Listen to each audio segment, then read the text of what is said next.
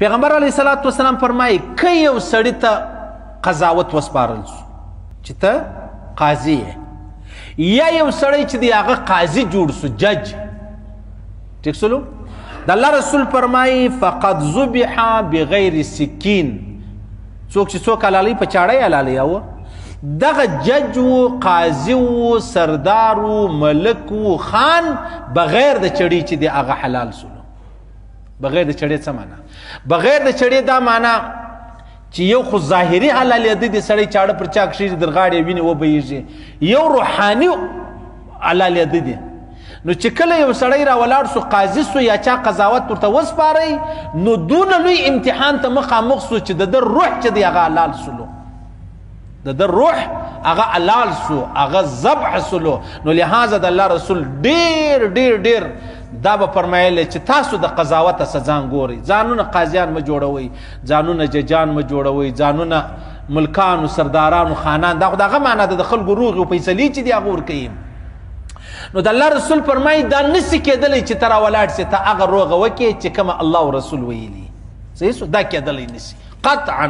او د قضاوت دونه ډېرې خبرې د عاجزانو. یو قاضي وفات کېده، یو جج، بیا دا وویلې که زه مړ سوم تاسو زما لاش په قبر کې بیا وګورئ څو ورځې، انشاءالله ول زما بدن به نه خراب سوی. ما تر نن ورځې فیصله چې د هغه غلطه نه ده کړې، د چا په مطلب د چا خاطر مې نه دي کړې. صحیح سلو؟ نو خیر دی مړ سو. چې مړ سلو بیا څو عمر بعد چا په خوب ولیدی، په خوب چې ولیدی د ده یوه سترګه چې د هغه نه وله.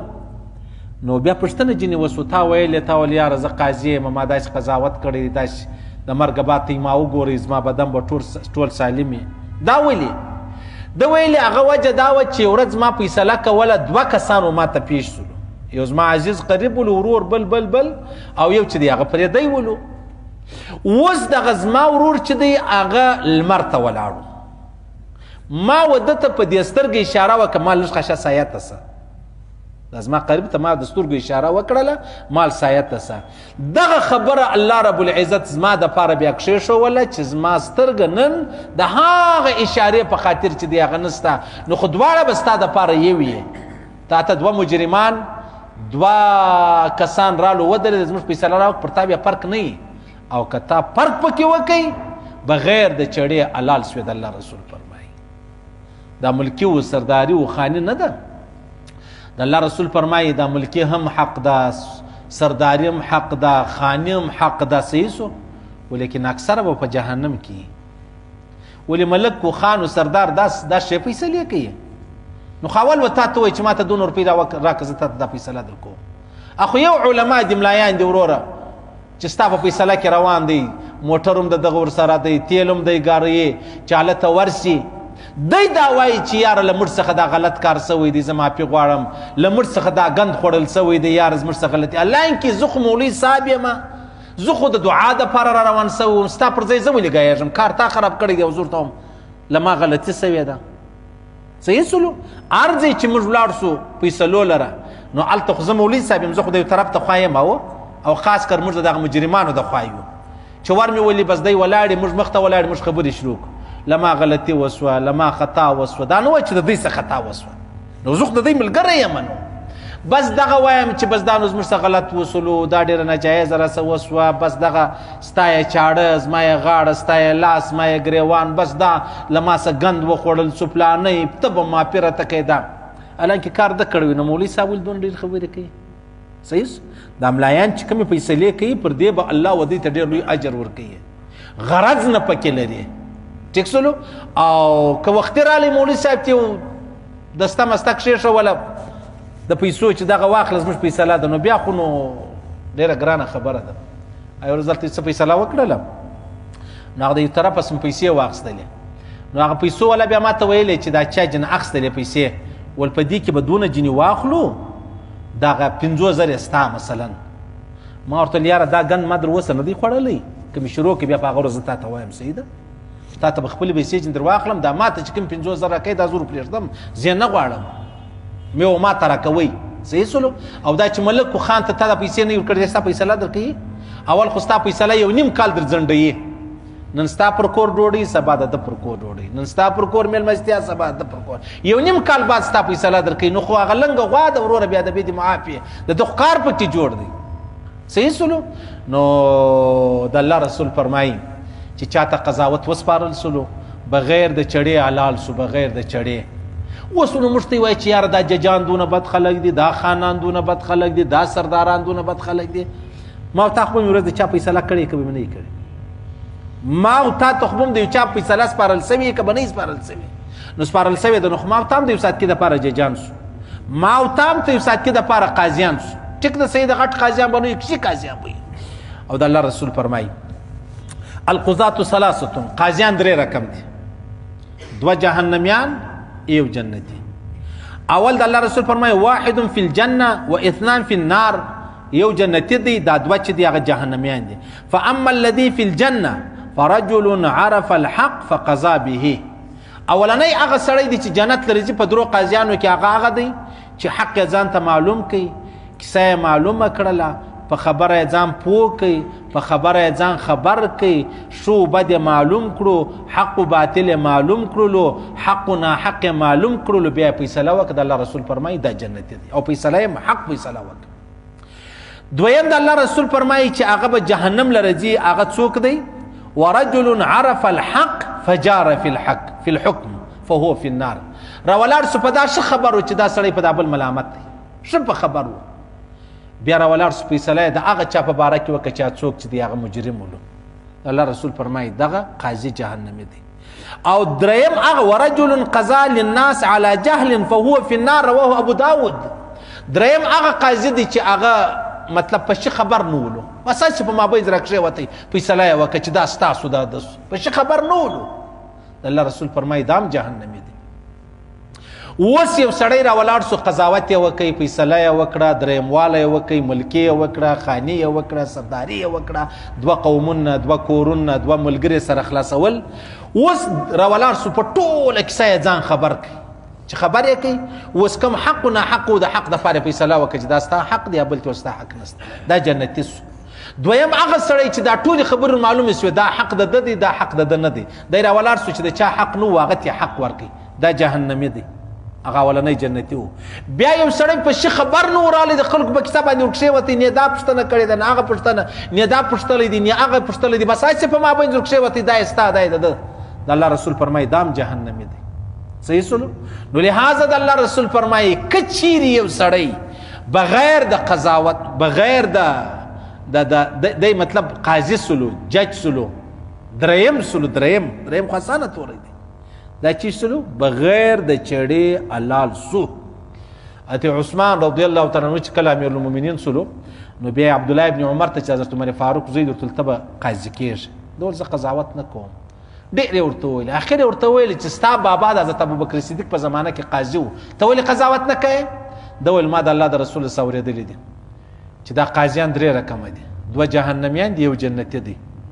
او دویمه خبره دا ورته وکړل، د الله رسول فرمایي که ته راولاړ شو فیصله دې غلطه وکړه جهنم لره ولاړې، که دې صحیح فیصله وکړه سره ادا پادا شوست، نه به جنت لره ځې نه به جهنم لره ځې. صحیح سلو. او زموږ فیصلې څونه سبحان الله استغفر الله الله اکبر، دا خلک په موږ باندې فیصلې کوي، حالانکې موږ خو نه ګوره قاضیان یو نه ججان یو نه موږ د فیصلو دپاره ناست یو. بس ټیک د صحیح د مولوي صاحب د راویې غواړئ دعا به وکړې، دا به ووایي چې په آینده کې جنګ مه کوئ، په آینده کې شر مه کوئ، په آینده کې پلانی شی مه کوئ، ټیک سلو. لیکن دی راولاړ سي مولوي صاحب قاضي کې، یاره مولوي صاحب ستا په کیسه څه خبر دی، مولوي صاحب د ده په کیسه څه خبر دی. بیا د مولوي صاحب دواړه مقتدیان دي، چې مقتدیان دي نو ته چې فیصله وکړې نو خدای و د هغه خیال دی چې مولوي صاحب زما پاکې فیصله کوي. اوس که ګوره یو به حق بل به ناحق او دواړه حق نسي راتلی، دواړه ناحق نسي راتلی، نو چې یو حق سو بل ناحق سو، د هر یوه د هغه خیال دی چې زه پر حق یم دا بل زه ناحق یم. نو چې ته راولاړ شي یو دې معلوم کړي چې ته پر حق یې بل ته ناحق یې. بیا دا دویمه ټولۍ، دا دویم کور، دا دویمه ډله په تا پسې به شکنځاوې هم کوي، په تا پسې به دعاوې هم کوي، په تا پسې به بد هم وایي، په تا پسې لمنځونه هم نه کوي، په تا پسې جوماتونه هم نه کوي، تا ته جرم نه در کوي. نو خو مولوي صاحب ته دا شی واره نه خوري.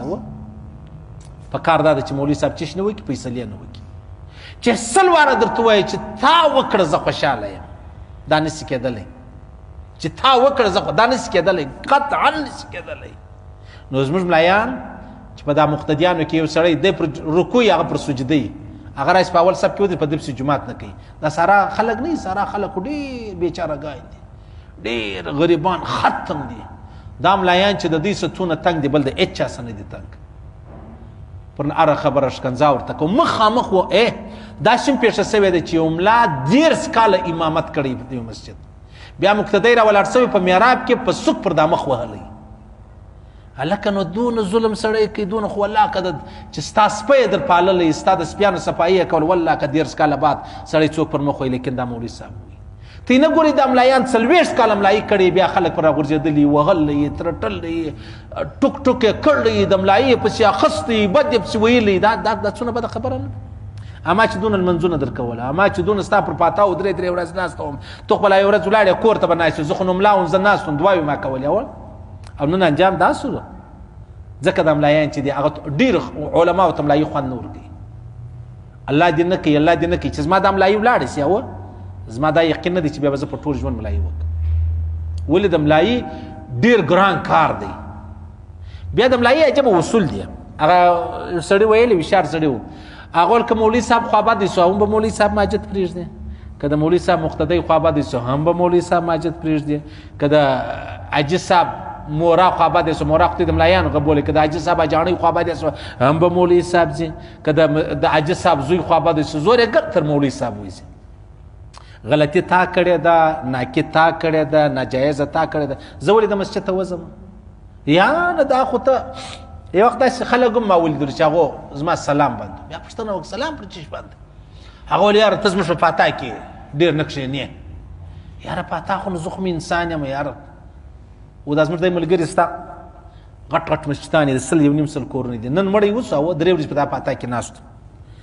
دغه درېیمه ورځ سو بل مړی پسې اوس نو خای قریبان خو د مړي ولاړه وه مولوي صاحب راغه ځای ناست پرله پسې مړي روانې اشنه د مولوي صاحب دغه ژوند دی چې پوښتنه وکړي 10,000 تنخوا ده 12,000 تنخوا ده په 12,000 تنخوا کې خو لکه تا ته خلک سپی در څپا کوي او ته څنګه د مولوي دا ملایان په دې ډېر زهیر دي ډېر زهیر دي بیا خلک حسابونه ولګوي نو تاله زیرې راځي او نو ته په بل نه خبر او نو ته په بجلي نه خبر نو چې نه خبر تا څو ورکړي چې زه نه یم په خبر صحیح سلو خو بس خدای پاک دې سړی د مجبورۍ وساتي د محتاجۍ وساتي نو د الله رسول فرمایي قاضیان 3 رقم دي 3 یو هغه دی چې جنت لره ځي 2 هغه دی چې جهنم لره ځي او اکثر قاضیان چې دا موږ یو دا په دا 2 کې یو هغه اول رقم نه یو ډېر کم داسې هغه حضرت علي کرم الله وجهه چې فیصله به کوله حضرت علي کرم الله وجهه فیصله به کوله فیصله ولا یو يهودي ولر رالی یو مسلمان ولر رالی د خپل کورنۍ